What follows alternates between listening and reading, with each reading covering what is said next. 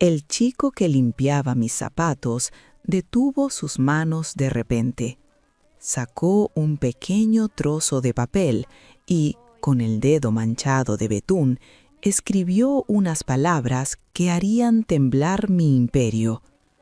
«Señora, hay un micrófono oculto en su reloj». Mi mirada no vaciló. A mis 70 años, una matriarca no muestra el miedo. Tomé mi pluma y escribí en el reverso: «¿Puedes quitarlo?». Él asintió lentamente. Todo comenzó en Valle del Sol, un pequeño pueblo de calles empedradas al sur de este vasto continente americano, muy lejos de mi España natal, donde hace décadas forjé el Consorcio de la Vega.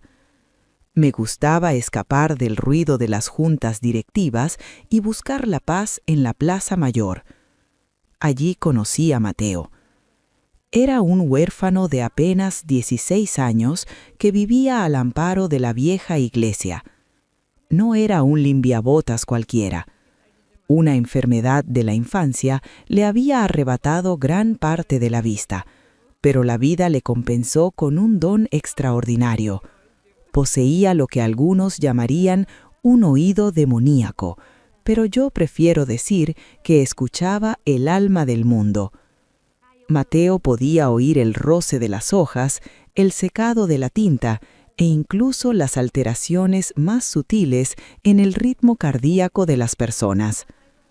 Aquella tarde de jueves, me senté en su modesto taburete con mi habitual vestido negro y mi abanico de encaje. Todo era quietud hasta que su ritmo de cepillado se quebró. Yo llevaba colgado al cuello el reloj de bolsillo de oro que ha pertenecido a mi familia durante 3 generaciones. Para cualquier persona común, solo emitía el tic-tac mecánico y perfecto de sus engranajes. Pero Mateo, con los ojos cerrados, captó un minúsculo silbido electrónico. Con sumo cuidado, utilizó un pequeño destornillador de su caja de herramientas y abrió la tapa trasera de la reliquia. Y allí estaba, más pequeño que un grano de arroz, un diminuto transmisor de última generación. La traición tiene un sabor amargo, más aún cuando intuyes de quién proviene. Aquel reloj había sido restaurado y devuelto a mis manos hace una semana como un regalo de cumpleaños de mi propio hijo mayor, Alejandro. Miré a ese chico desarrapado que acababa de salvarme de una vigilancia constante en mi propia casa. «Guarda ese insecto en tu caja metálica de betún», le ordené en un susurro. «El metal bloqueará la señal». Luego levanté su barbilla suavemente con mi bastón. «Mateo, mis ojos ya están cansados de ver tantas mentiras y los lobos de mi propia sangre están acechando. ¿Estarías dispuesto a ser mis oídos a partir de hoy?». En ese preciso instante, el destino de mi vasto imperio agrícola quedó depositado en las frágiles manos de un chico de la calle. Esta es la historia de cómo una vieja leona y un cachorro herido se enfrentaron a la ambición más oscura. Pero antes de abrir las puertas de mi mansión y adentrarnos en las sombras de los de la Vega, dime una cosa: ¿desde qué rincón del mundo, desde qué hermosa ciudad me estás escuchando hoy? Déjamelo saber en los comentarios. A mi edad, me reconforta el alma saber que no estoy hablando sola en la inmensidad de este silencio. El trayecto desde la plaza hasta la sede central del Consorcio de la Vega fue absolutamente silencioso. Cuando las inmensas puertas de cristal se abrieron, el sonido de nuestros pasos sobre el mármol travertino resonó en el majestuoso vestíbulo. Aquel lugar, con sus techos altos y obras de arte invaluables, no era un sitio para un niño que dormía entre las frías piedras de una iglesia. Mateo parecía una pequeña sombra desubicada aferrada a su gastada caja de madera. Sin embargo, caminaba con la cabeza alta, guiándose por el eco del espacio. Al salir del ascensor privado en la planta ejecutiva, nos esperaba mi primogénito. Alejandro lucía impecable, con su traje a medida y esa sonrisa encantadora que heredó de su padre. «Madre, ¿qué hace este vagabundo en la planta noble?», preguntó con un tono que pretendía ser de preocupación, pero que destilaba un profundo desdén. «Es mi nuevo asistente personal», respondí secamente, golpeando el suelo con la contera de mi bastón, «y no toleraré preguntas al respecto». Alejandro se acercó para besar mi mejilla. Fue en ese efímero instante cuando Mateo, que se había mantenido unos pasos atrás, inclinó ligeramente la cabeza. Más tarde, en la privacidad de mi despacho, el chico me revelaría lo que escuchó. El pulso de mi hijo no era el de un hombre que se alegra de ver a su madre sana y salva. Era un latido arrítmico, pesado, el tamborileo delator de un traidor que teme ser descubierto. Decidí poner a prueba el extraordinario talento de mi joven escudero esa misma tarde. Teníamos una reunión a puerta cerrada con un grupo de inversores internacionales quienes buscaban comprar nuestra cosecha anual de café a un precio irrisorio. Mateo se sentó en un rincón de la sala de juntas, aparentemente concentrado en pulir mis zapatos. Para los ejecutivos trajeados, él era un elemento decorativo más. En el momento más tenso de la negociación, sentí un sutil roce cerca de mi tobillo. Con disimulo, tomé el papel que Mateo me tendía. La nota decía: «El hombre de la corbata azul está tecleando bajo la mesa. Está enviando nuestra cifra límite de venta a su competencia externa». No moví un solo músculo del rostro. Con la frialdad que he cultivado durante medio siglo en este negocio, cambié drásticamente las condiciones del contrato en el último segundo. Puse en jaque a los inversores desleales, salvando millones de dólares para el consorcio. Fue un triunfo magistral, pero aquella victoria no pasó desapercibida. Desde el pasillo exterior, a través de las paredes de cristal, Alejandro lo había observado todo con el ceño fruncido. Cuando el edificio comenzó a quedarse a oscuras, los agudos oídos de Mateo captaron un murmullo lejano proveniente de las escaleras de emergencia. Era mi hijo, dando órdenes a Carlos, nuestro corpulento jefe de seguridad. «Ese maldito limpiabotas tiene algo raro», le escuchó Mateo decir con la voz cargada de veneno. «Investiga de dónde ha salido, escarba en su miserable pasado, y si no encuentras trapos sucios, invéntalos». Mi propia sangre estaba afilando los cuchillos en la oscuridad.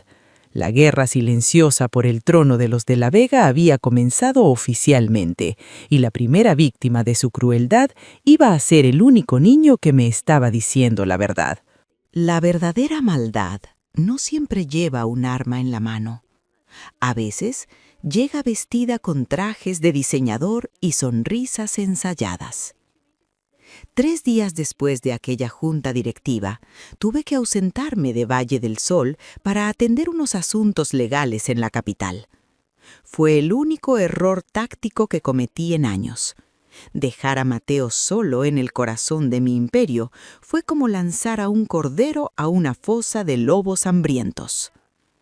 Según me relató Elena, mi fiel secretaria, todo ocurrió un viernes por la mañana.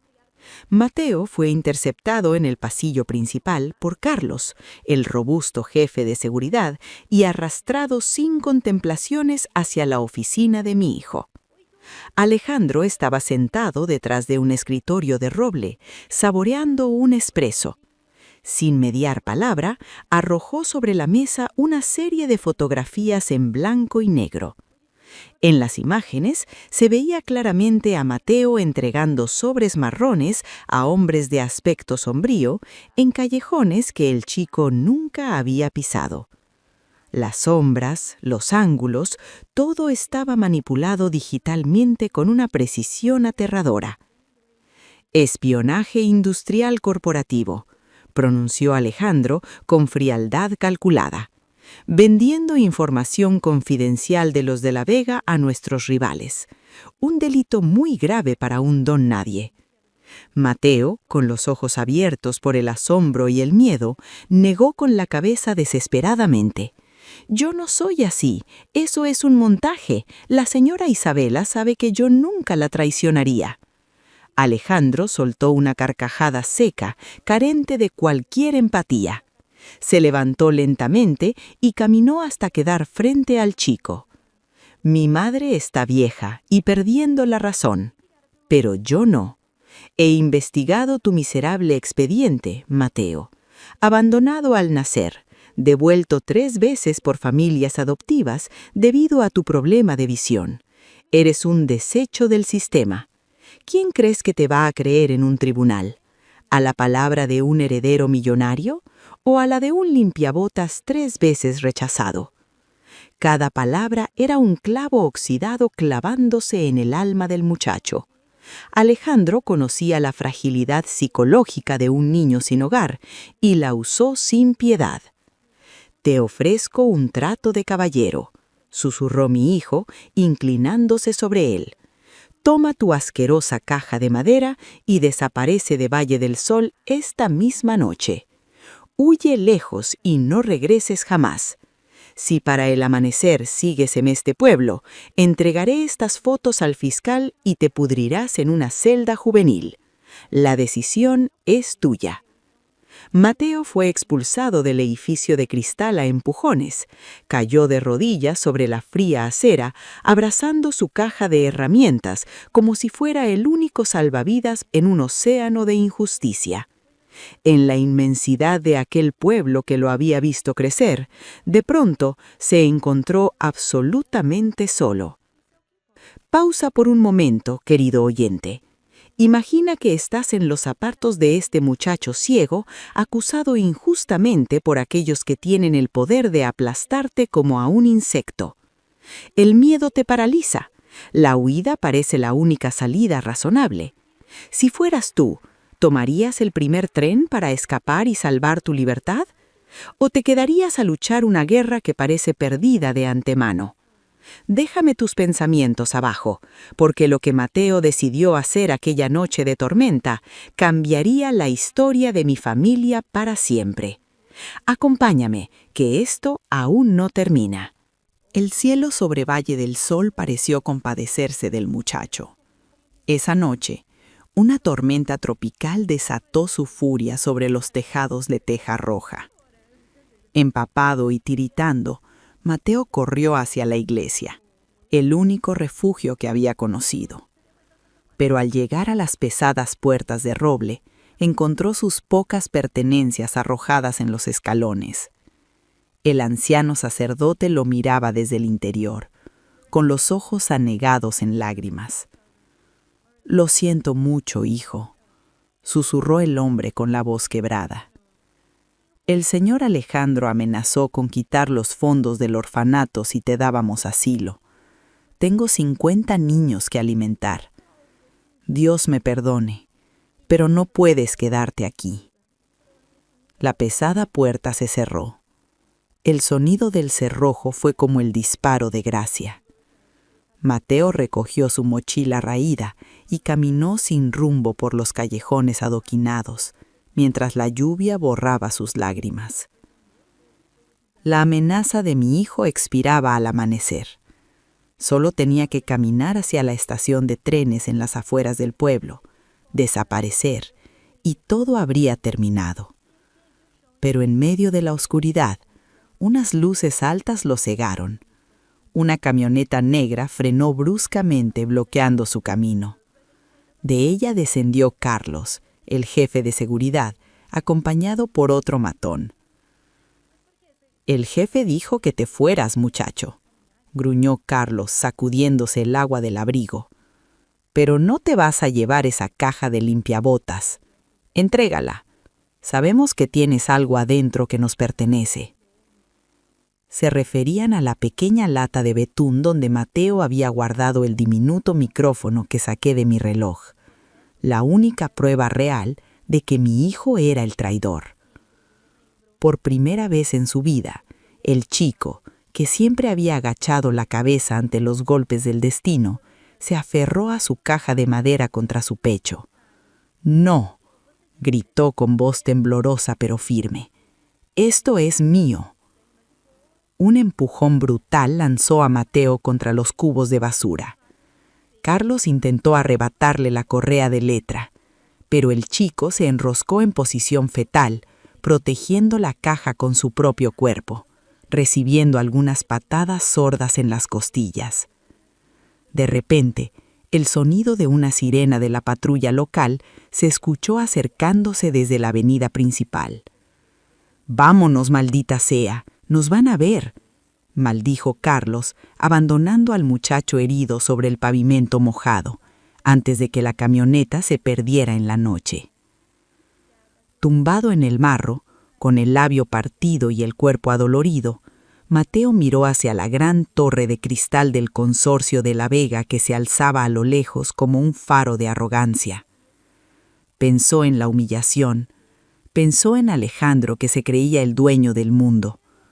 Pero entonces recordó la forma en que yo, una anciana poderosa y temida, le había levantado la barbilla con mi bastón.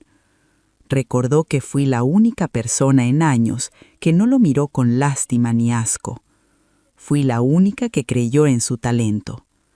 Y en ese fango sucio, el niño asustado murió, y nació el guerrero. «No voy a huir», susurró a la lluvia, limpiándose la sangre de la boca. «No voy a dejar que destruyan a la señora Isabela». Con gran esfuerzo, se puso en pie, abrazó su caja como si fuera un tesoro sagrado y caminó en dirección opuesta a la estación de trenes. Buscó refugio bajo el puente del viejo acueducto y esperó pacientemente la llegada de la mañana. Él no lo sabía aún, pero mientras él resistía la tempestad, yo estaba regresando de la capital. Y cuando una leona vieja descubre que han lastimado a su protegido, los cielos pueden temblar. El sol apenas acariciaba las cumbres de Valle del Sol cuando mi limusina cruzó el viejo acueducto. La tormenta había pasado, pero el aire aún olía a tierra mojada y a traición. Elena, mi secretaria, lo encontró acurrucado bajo los arcos de piedra. Estaba temblando, con un hematoma oscuro en el pómulo y el labio todavía hinchado. Sin embargo, al verla, lo primero que hizo fue abrazar aún más fuerte su caja de limpiabotas. «La señora te está esperando», le susurró Elena, cubriéndolo con una manta de lana. Lo subimos discretamente al coche y nos dirigimos a mi hacienda privada, un lugar aislado entre los cafetales que ni siquiera mi hijo Alejandro frecuentaba. Cuando lo vi entrar a mi salón, con sus ropas sucias y su postura encorvada por los golpes, una furia silenciosa hirvió en mi pecho. Caminé lentamente hacia él, apoyada en mi bastón. «Señora Isabela», murmuró él, bajando la mirada. «Yo no hice nada malo. Las fotos, yo jamás la vendería». «Lo sé, muchacho», respondí con voz suave, sirviéndole yo misma una taza de chocolate caliente. «Mi hijo te subestimó. Pensó que huirías en la oscuridad, pero te has quedado, y por eso tienes mi respeto eterno». Me senté frente a él y le revelé la oscura verdad que destrozaba a mi familia. Alejandro estaba endeudado hasta el cuello con un cartel de prestamistas en el extranjero. Para salvar su propio cuello, necesitaba el control total del consorcio de La Vega para vender nuestras tierras a precio de saldo. Hace tiempo que sospechaba, confesé, mirando el fuego de la chimenea. Pero no tenía pruebas. Es difícil levantar el hacha del verdugo cuando la cabeza que debe caer es la del niño que alguna vez meciste en tus sabros. Mateo abrió su lata de betún y colocó sobre la mesa de cristal el minuto transmisor. «Esto no es suficiente», dije, suspirando. «Carlos alegará que fue plantado por nosotros. Mañana, Alejandro ha convocado una junta directiva extraordinaria. Va a intentar incapacitarme médicamente. Si no obtenemos una confesión de su propia boca, lo perderemos todo». Hubo un silencio tenso en la habitación. Entonces, los ojos parcialmente velados de Mateo brillaron con una audacia impropia de un niño asustado. «Señora», dijo con voz firme, frotándose las manos maltrechas, «a su hijo le gusta escuchar a escondidas, ¿verdad? Pues hagamos que pruebe su propia medicina. Yo iré a su mansión esta noche». Mi corazón dio un vuelco. «Es una locura, Mateo. Esa casa está vigilada por los matones de Carlos. Te matarán si te descubren». «No tienen que verme», respondió, y por un instante vi en él al estratega que el propio Alejandro desearía ser. «Solo necesito estar lo suficientemente cerca de una ventana o de un conducto de ventilación. Déjeme ser sus oídos por última vez». Cerca de medianoche, cubierto con un poncho negro para camuflarse en las sombras, Mateo escaló la robusta enredadera que cubría la parte trasera de la residencia de mi hijo. Aferrado a las tejas frías, con los nudillos sangrando, pegó su oído a la rejilla de ventilación del despacho de Alejandro. Y allí, en medio de la oscuridad, la magia de su maldición operó. Mientras otros escucharían solo el zumbido del aire acondicionado, Mateo aisló las frecuencias. Escuchó el chocar de los hielos en un vaso de whisky, escuchó el tintineo de las llaves de Carlos y finalmente las voces cristalinas de los traidores discutiendo en tono bajo los detalles del golpe de estado que ejecutarían al salir el sol. Cada nombre sobornado, cada firma falsificada, cada carpeta escondida. Mateo memorizó cada sílaba, grabándolas en su mente como en una cinta magnética indestructible. El cazador estaba a punto de convertirse en la presa. A las 10 en punto de la mañana siguiente, la gran mesa de roble de la sala de juntas estaba rodeada por los 12 miembros del Consejo de Administración. El aire era espeso, cargado de la falsa solemnidad de quienes se preparan para asistir a un funeral político. Alejandro se puso en pie, proyectando esa imagen de hijo afligido que tan bien ensayaba. «Señores», comenzó, dejando caer una gruesa carpeta médica sobre la mesa. «Con profunda tristeza, debo informar que la demencia senil de mi madre ha llegado a un punto crítico. Sus recientes decisiones erráticas, como nombrar asistente a un vagabundo involucrado en espionaje corporativo, demuestran que ya no es apta para liderar el consorcio de La Vega». Murmullos de asentimiento recorrieron la sala. 3 de los directivos, aquellos que yo sabía habían sido sobornados, ya preparaban sus plumas para firmar mi destitución. Fue entonces cuando golpeé el suelo con mi bastón de madera de ébano. El ruido fue tan seco que el silencio se apoderó de la sala al instante. Me levanté lentamente, alisando los pliegues de mi vestido negro. «Qué discurso tan conmovedor, Alejandro», dije, con una sonrisa gélida. «Pero te olvidas de un pequeño detalle. Para cazar a un zorro viejo, no basta con envenenar la carne, tienes que asegurarte de que se la trague». Con la mano hice un adero hacia las puertas dobles que se abrieron de par en par. Carlos, el jefe de seguridad, entró custodiado por 3 agentes de la Policía Federal que yo misma había mandado traer desde la capital. Detrás de ellos caminaba Mateo, limpio, con un traje sobrio y sosteniendo un sobre manila. El rostro de mi hijo perdió todo color. «¿Qué significa este circo, madre? Ese chico es un criminal que tiene orden de captura».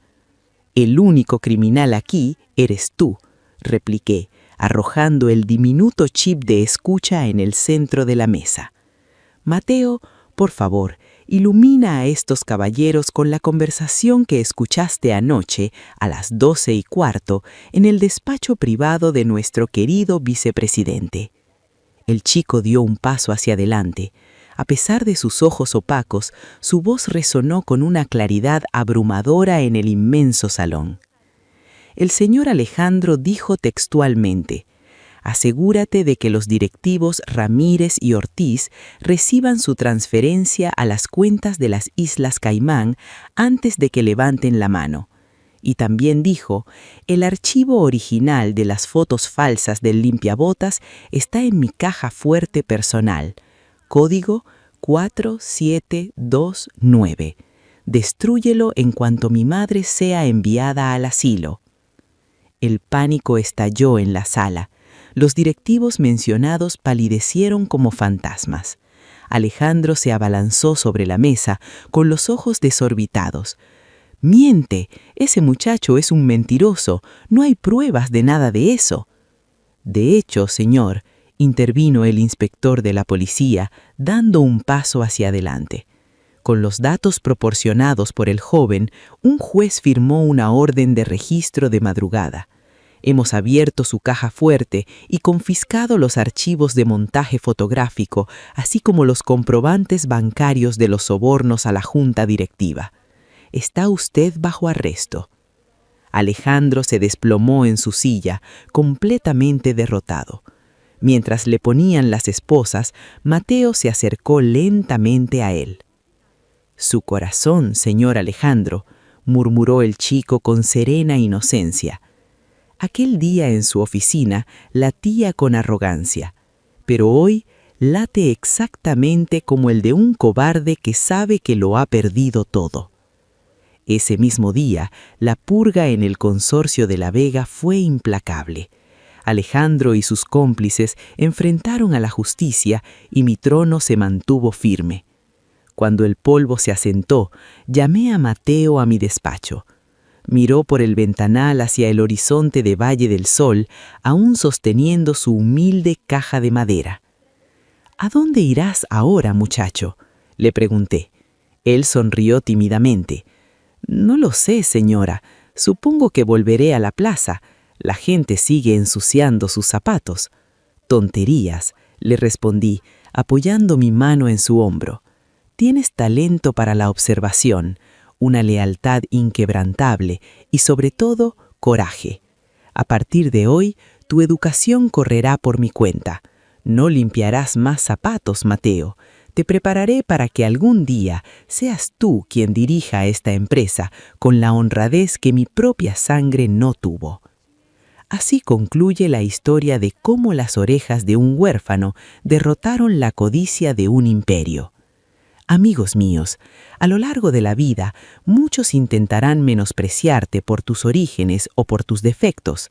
Tratarán de pisotearte en la oscuridad para que huyas, pero recuerda a Mateo. El verdadero poder no reside en el dinero ni en los títulos, sino en la valentía de quedarte de pie cuando todos esperan que te rindas.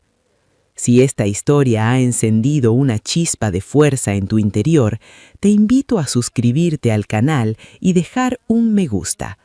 Comparte este relato con alguien que necesite escuchar que la justicia, aunque tarde, siempre encuentra su camino.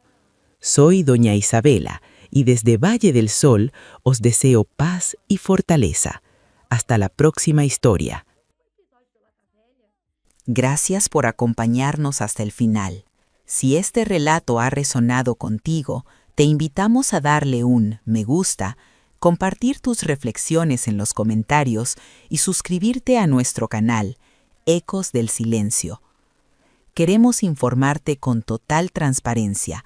El producto que acabas de escuchar, incluyendo el guión, los personajes, las imágenes y la voz, ha sido desarrollado utilizando inteligencia artificial como herramienta creativa. Se trata de una obra de ficción, por lo que cualquier semejanza con nombres, personas o situaciones de la vida real es mera coincidencia. Nos vemos en la próxima historia.